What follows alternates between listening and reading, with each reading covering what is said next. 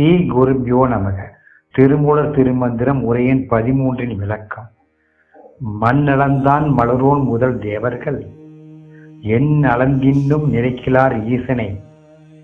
விண் அளந்தான் தன்னை மேல் அளந்தார் இல்லை. கண் அளந்து எங்கும் கடந்து நின்றானே. மண் அளந்தான்.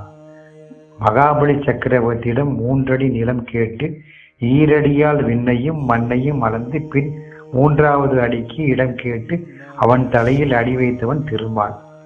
மலரவன் தாமரை மலரில் இருக்கும் பிரம்மன்.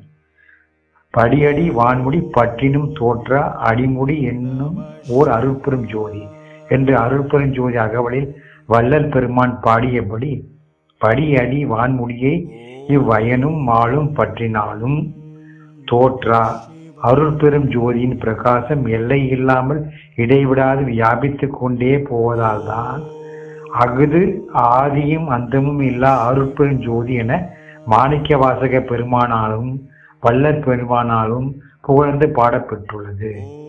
ஆகவே அயனானாலும் திருமாலாலும் படியடியும் வான்முடியும் பற்றப்பட்டாலும் கூட அருட்பெரும் ஜோதியின் அடிமுடி என்பது எல்லை என்பதே இல்லாமல் வியாபித்து கொண்டே போவதால் பிரம்மா விஷ்ணு மற்றும் தேவர்கள் இவர்களால் இவனின் படி அடியும் வான்முடியும் பற்றப்படாததாகவே, அதாவது நினைக்கப்படாததாகவே இருந்து கொண்டிருக்கிறது.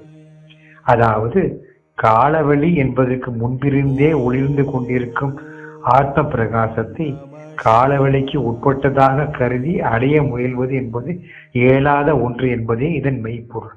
திருச்சிற்றம்பலம்.